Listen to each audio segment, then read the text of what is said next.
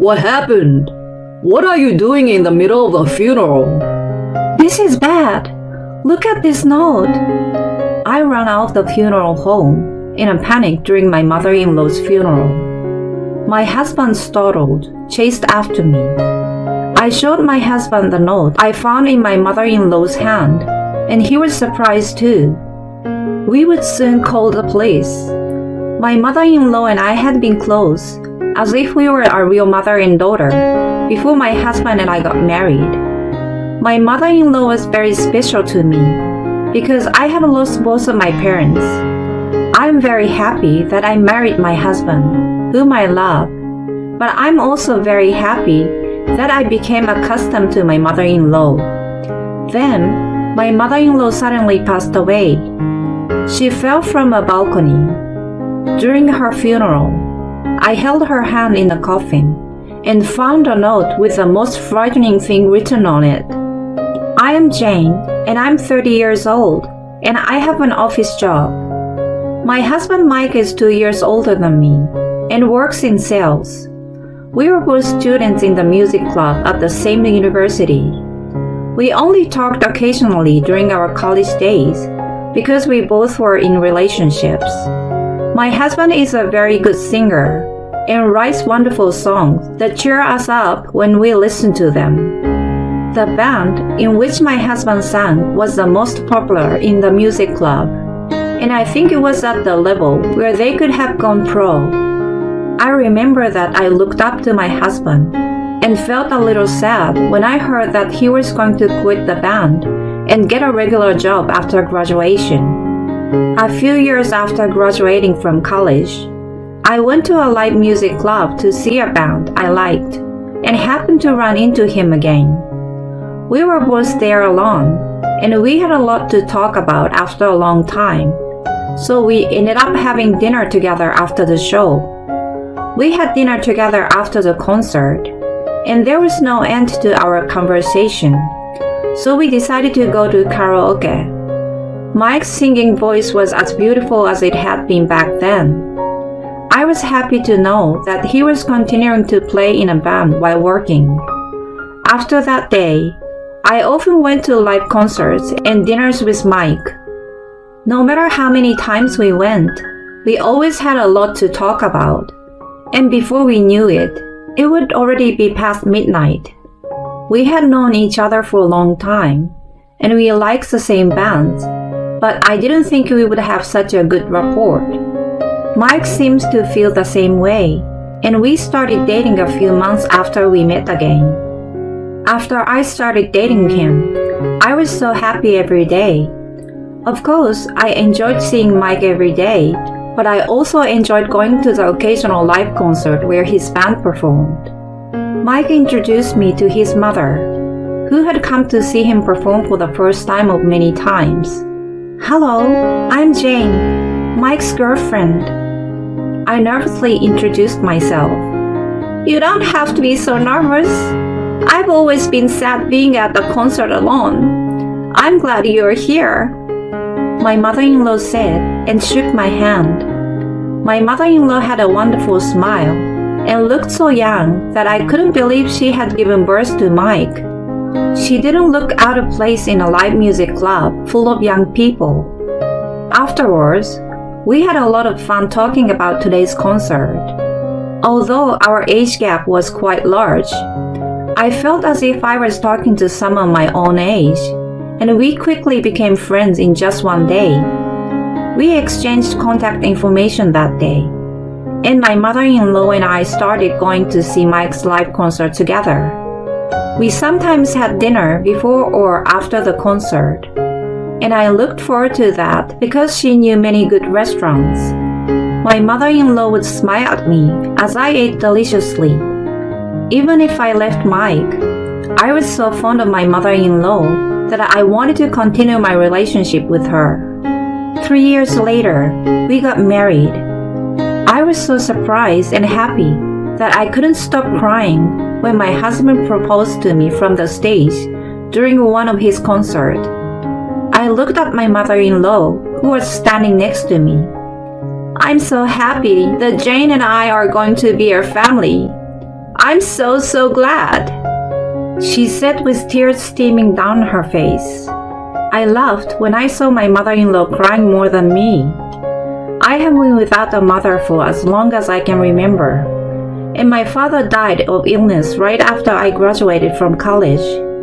I have no siblings, so I have no one I can call family. I was so happy not only to be married, but also to be a family with my husband and mother-in-law whom I love very much. Soon, I started living with my husband and mother-in-law. My father-in-law apparently passed away a few years ago due to illness. My mother-in-law quit her job to take care of my father-in-law and now works part-time at a shopping center several times a week. I had only met my mother-in-law outside the house, so I discovered many new things about her when I started living with her. First of all, she's a very good cook. She's very skilled and makes dishes every day that are restaurant quality. She told me that her hobby is to go to many good restaurants and study cooking every day. Another thing is that she lives a very healthy lifestyle. She gets up early in the morning to go running, stretches carefully every night, and go to bed at 10 p.m. I thought my mother-in-law's usefulness came from her daily efforts. I have always loved my mother-in-law, but living with her every day has taught me a lot about what I need to learn from her. I've become a better cook, and although not as good as my mother-in-law, I've unknowingly lost a lot of weight that I hadn't lost in a long time because of my healthy lifestyle. Since we got married, a lot of great things have happened. I'm so happy every day. I have nothing but gratitude for my husband and mother-in-law. My husband and I have been able to be like lovers, just as we were before we got married.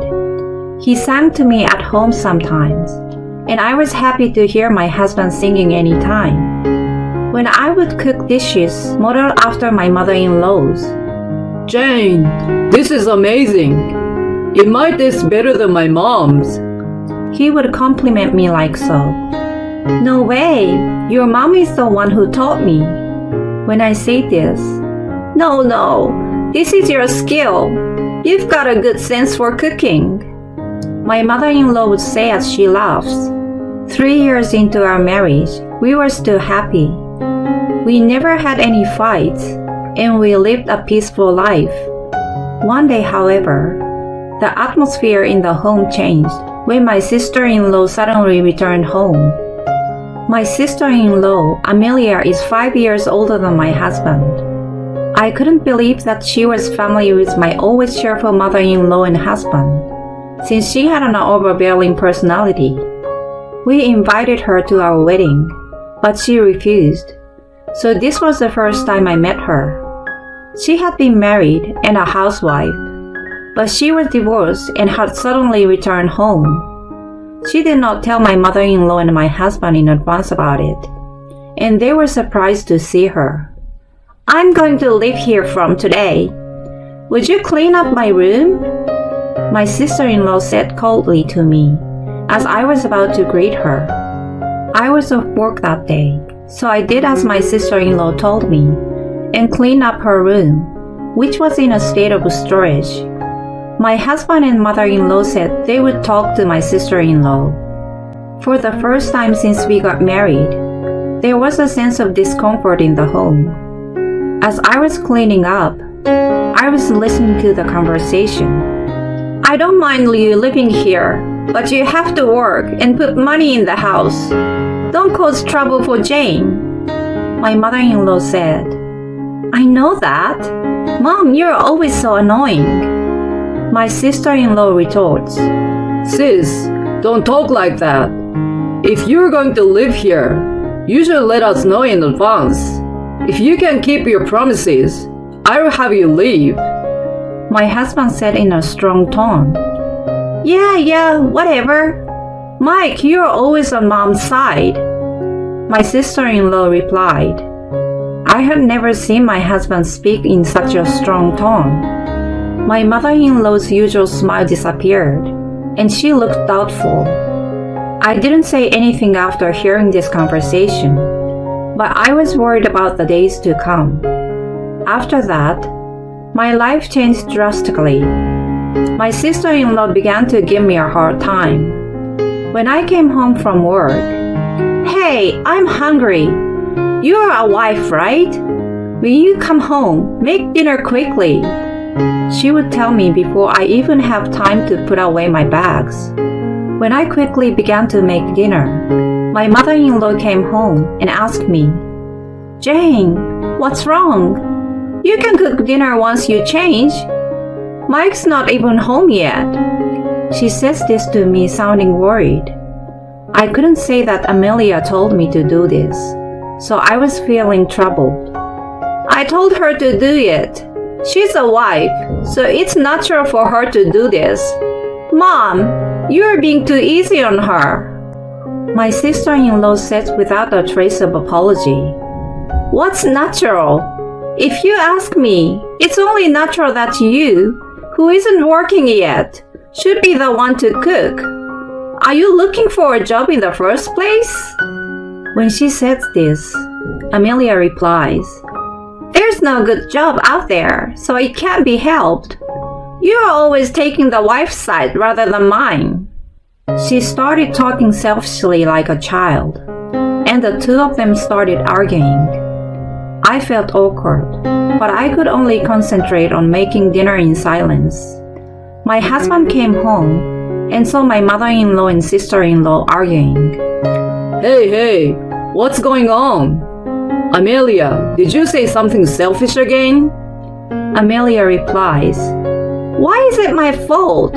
You didn't even listen to my side of the story. In the first place, that wife of yours," and she pointed at me, "Jane is not to blame. Stop blaming others." And then the arguing continues. "I get it now. Both of you stop it. The food Jane cooked is getting cold. Let's eat dinner." And my husband calms them both down. I felt bad because I was the one who started it.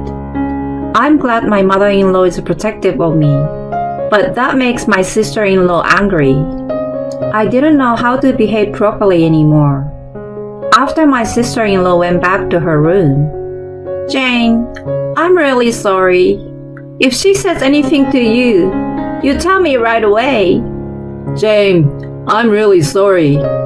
My sister has always been like that," they told me. After that, my sister-in-law would give me a hard time, and there were many times when my mother-in-law would defend me, and they would end up arguing. Each time, my sister-in-law would say, "I can't believe you take the wife's side instead of your own daughter's." I think my mother-in-law is not only taking my side, but she's angry with my sister-in-law because she's the cause of the problem. But it hurt to hear her say that. And when the two of them argue, my husband gets angry too. It got to the point where there would be a fight at least once a day. My sister-in-law says she's looking for a job, but there's no sign of her starting to work at all. She does not do any housework and spends most of the day in bed or on the couch looking at her phone. My mother-in-law, who used to smile and look so young every day, seems to have aged a little since my sister-in-law came back. I wonder if she gets tired of arguing with her. My husband has stopped singing at home. He hasn't performed at any live concert recently. It seems that the happy days we used to have just a few months ago were just a dream. A few days later, while I was at work, I received a phone call from my husband. My mother-in-law had fallen from the balcony and had to be rushed to the emergency room. Since we live on the 5th floor, I was so worried about my mother-in-law that I left work early and headed for the hospital. However, by the time I arrived at the hospital, my mother-in-law had already passed away. The atmosphere in our home had been bad recently, and I didn't have as many chances to enjoy talking with my mother-in-law as I used to. I couldn't stop crying for a long time. thinking that there were so many things I wanted to talk about and do with her. My sister-in-law was at home when my mother-in-law fell off the balcony. I wondered for a moment, could it have been my sister-in-law? But I tried not to think about it, because even though we weren't close, I knew she wouldn't go that far. According to my sister-in-law, my mother-in-law was hanging the laundry on the balcony. My sister-in-law said that she heard a loud noise as she was lounging around as usual, and when she went to the balcony, she couldn't see my mother-in-law and called the police. My sister-in-law was crying as she spoke. We then made arrangements for the wake and funeral. My husband made most of the arrangements, but the time passed in a flurry as we dealt with many relatives and acquaintances of my mother-in-law. Surprisingly, my sister-in-law was also very cooperative and did a lot of work. I decided to concentrate on sending my mother-in-law on her way during the funeral. At the end of the funeral, I said goodbye to my mother-in-law in the casket. As I recalled everything that had happened to my mother-in-law from the day I met her until now, I was filled with many thoughts and feelings. With tears streaming down my face, I took my mother-in-law's hand for the last time and found a small piece of paper in her hand. When I took it out, it looked like a torn piece of a notepad. Curious, I looked inside the note and was astonished. I couldn't stop shaking at the sight of the dreadful note and ran out of the room. People in the hall were looking at me with a buzz. As I was outside crying and shaking, my husband came after me. What happened? What are you doing in the middle of a funeral? My husband seemed angry. Of course he would be. I just ran out in the middle of a funeral. With trembling hands, I showed him the note. This is bad. Look at this note. The note in my mother-in-law's hand read, It's Mom's fault for always taking the wife's side. If you had taken my side, none of this would have happened. Your favorite wife will be next. And it was written in my sister-in-law's handwriting. It was like she was saying she did it. It's not conclusive evidence, but it might be something. Just imagining how she must have felt writing such a note was terrifying. I was afraid to even look at my sister-in-law's face. All I could do was run away. But, what the hell is this? I'm going to go talk to the people in the hall. So wait here. My husband couldn't hide his emotions, but he knew he had to be firm, and he handled it calmly. Jane, it's okay. I'm with you. We'll get the police to do something about it. It's better for Mom. My husband said, hugging me as I trembled. My husband told the people in the hall what had happened, showed them the note, and they called the police. I waited there shaking. My sister-in-law came outside and asked me, What's going on? Don't you think it's disrespectful to my mother to be flapping around during a funeral? Why are you outside? You're insane. Then my husband said, Shut up and sit inside, he said loudly. My sister-in-law returned to the hall with a strange look on her face. I guess she didn't think we had seen her note. The attendee also looked at us strangely, but the funeral proceeded to the end, and when they finished putting my mother-in-law in the hearse, the police arrived and took my sister-in-law to the police station. My sister-in-law said, I don't understand. Why should I go to the police? What did I do? She was in a rage the whole time. My husband and I looked at her coldly as she was being taken away by the police. The people in attendance were in a state of confusion, but they went straight to the crematorium. That was the last time I saw my sister-in-law. The house was searched again, and my sister-in-law confessed to the crime, and she was arrested later that day. I heard her crying like a child at the police station, saying she hated her mother, who wouldn't take her side. They found sleeping pills in her room, which Amelia mixed into my mother-in-law's drink, and then instructed her to dry the laundry.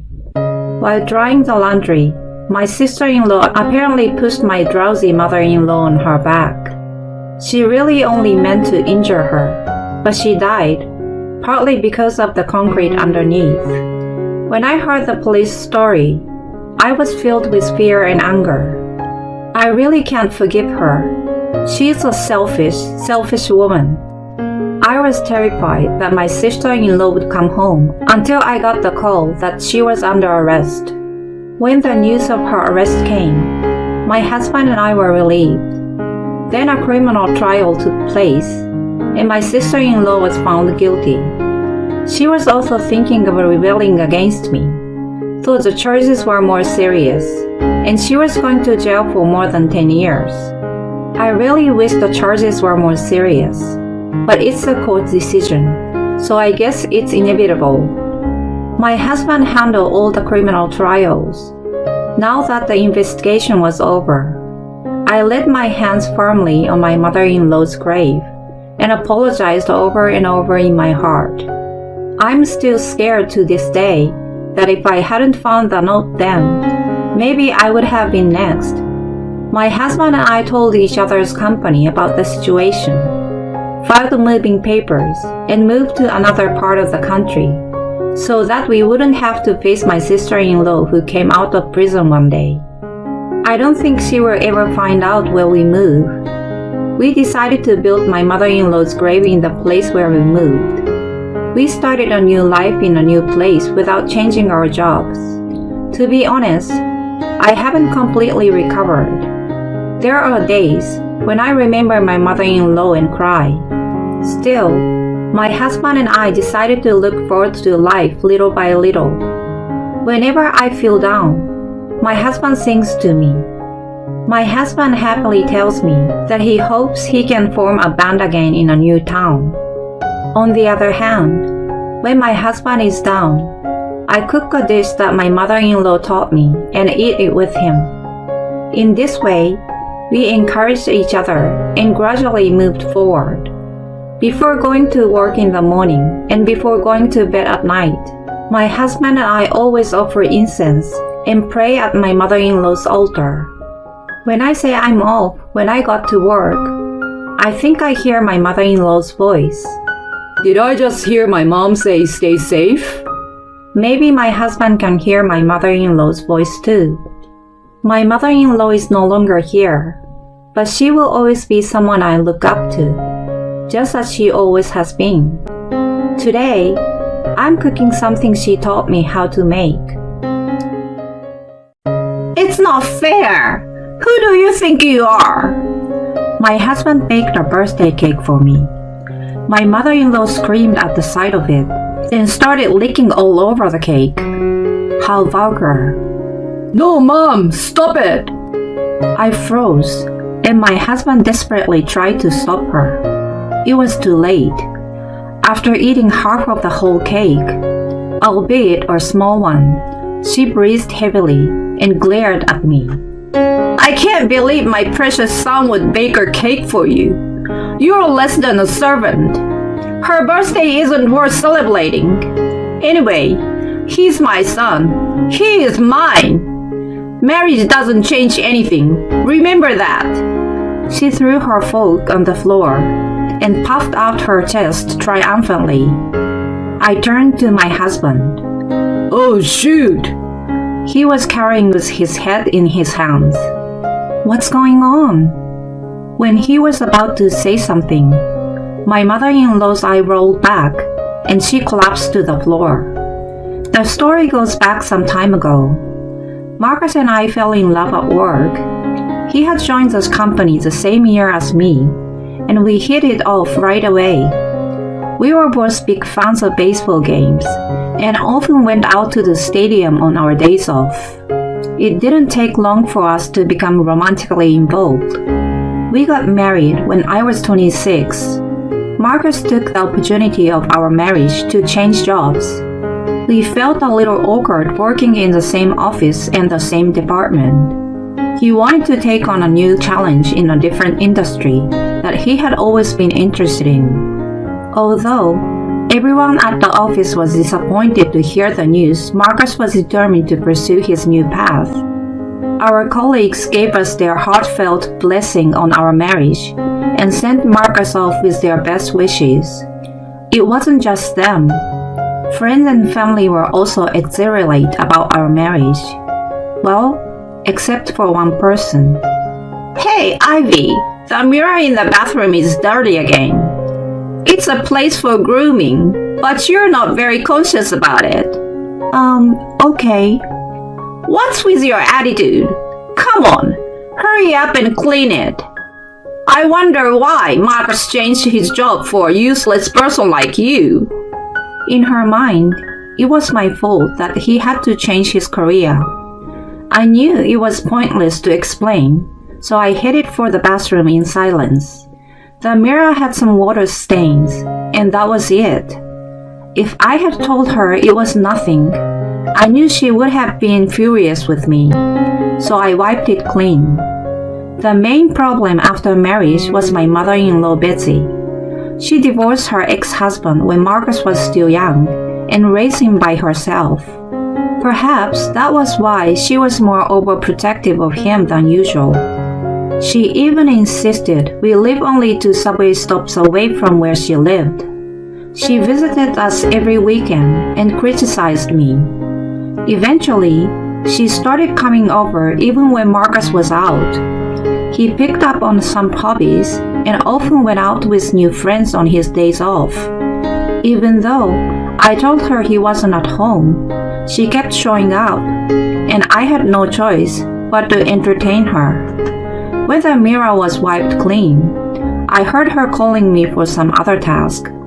With a grunt, I headed for the living room to see what was next. I'm home. By the time I heard Marcus' carefree voice, it was already evening. The house was spotless from top to bottom, thanks to all the things Betsy had me do. Oh, you're back. She rushed to the door. She took off his jacket and walked into the living room with him. Hi, honey. Hey, I brought you some sweets. Oh, you are so thoughtful. These are for Ivy and... Before he could finish, Betsy took out patisseries from a paper bag and began munching them. As we watched her without saying a word, she noticed us and made a sulky face. Let me be. It's only fair that I get treated the same way as Ivy. She acted like a child, but I was in no mood to argue with her.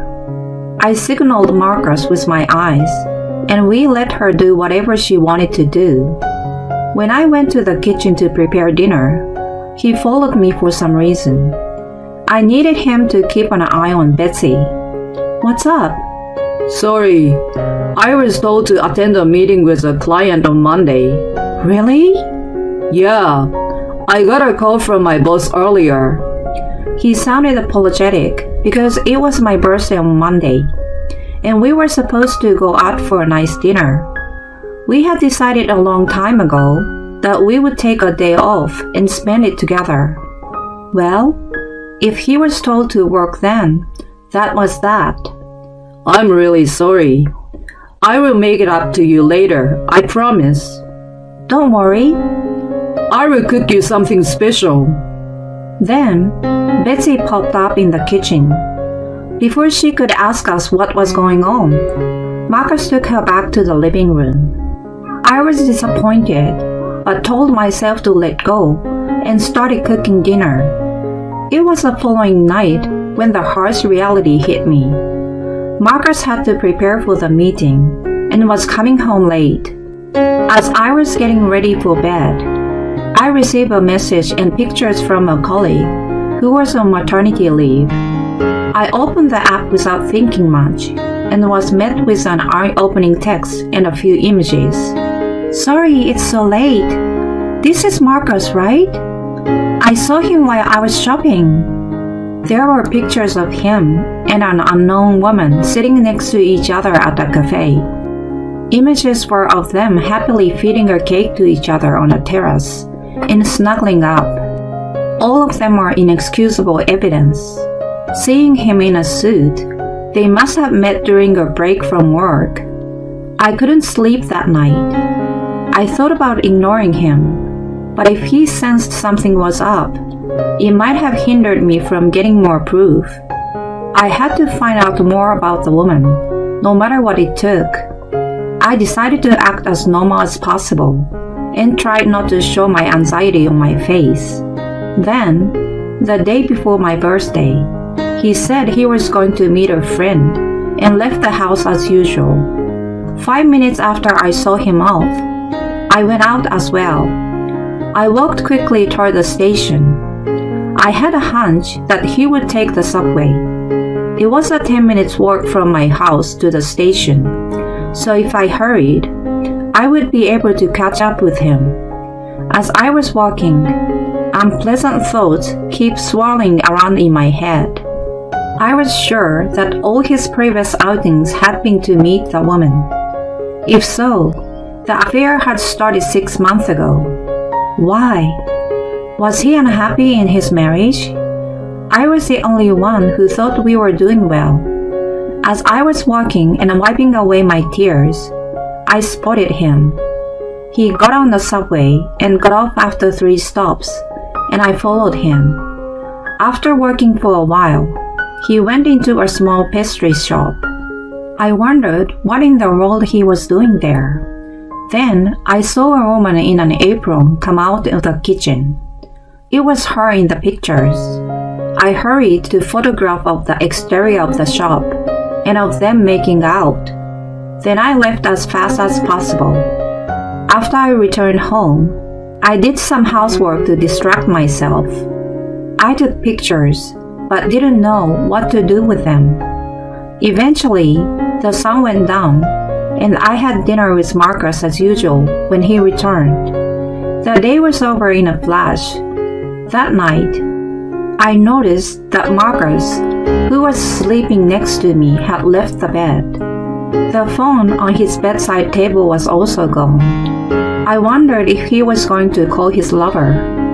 I got out of bed too. He was doing something in the dark kitchen, relying only on the light from the refrigerator. The suspicious movements scared me, so I turned on the light and called out to him. Then a paper bag fell from his hand. The name of that pastry shop was printed on the bag. I felt my blood run cold. Oh shoot, you called me. I wanted to make it a surprise for you by looking in a fridge tomorrow. He was holding a small-sized whole cake. The chocolate plate on top of it had a writing, "Happy birthday, my love." The poor handwriting must have been his. He had taken the trouble to write it by himself when he should have left it to the chef. I was sure he didn't want his lover to know about my existence. Moreover, he wanted me to eat the cake that she baked. Happy birthday, honey. Since you are here, do you want some? Thanks, but not now. I will save the fun for tomorrow. Yeah, it's late for a cake. I didn't want to eat it at all, though I couldn't tell him that. I was too lazy to withdraw my request for a day off, so I stayed home alone on my birthday. After seeing Max off, I sank into the sofa. I pondered what I was going to do. I had to think, but my brain was foggy, and I couldn't think straight. Then suddenly, the doorbell rang. I looked to see who it was, and saw Betsy standing there looking grumpy. She was the last person I wanted to see right then, but I couldn't just ignore her. I opened the door with a heavy heart. As soon as she saw me, she told me to clean the front porch because it was messy.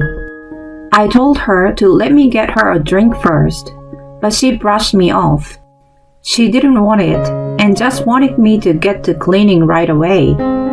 I returned inside the house after about half an hour and didn't find her in the living room. There was a noise coming from the kitchen. I went to check and found her in front of the fridge. Betsy? Startled by my voice, something fell to the floor.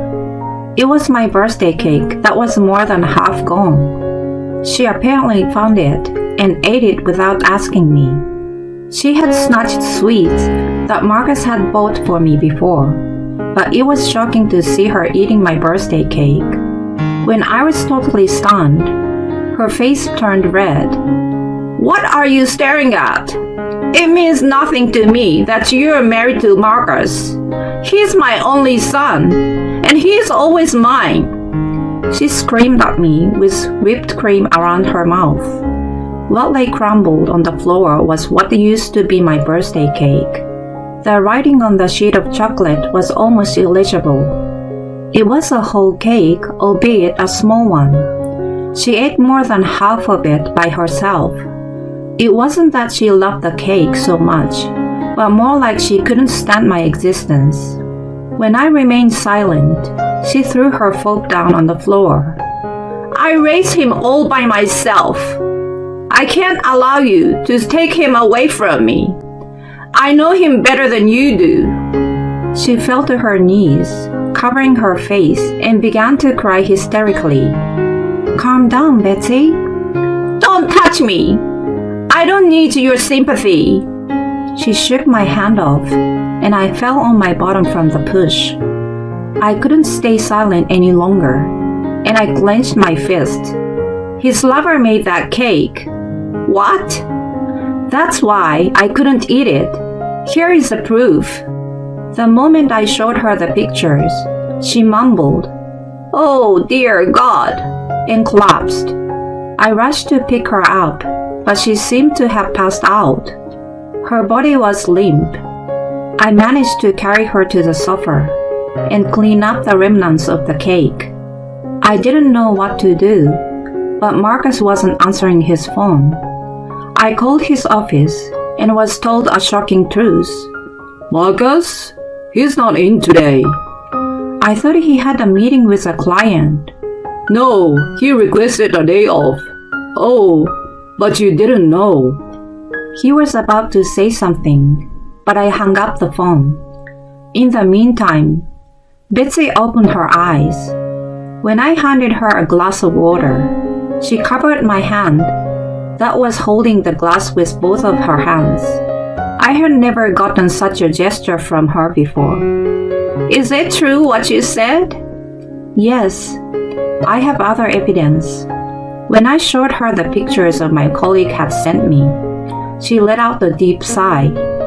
That night, as soon as Marcus opened the front door, she stood up to face him. I followed her and saw her standing firmly in front of him. "You have something to say, don't you?" "What happened? Why are you mad at me?" "Ivy, the pictures." I hurriedly showed my phone screen to him.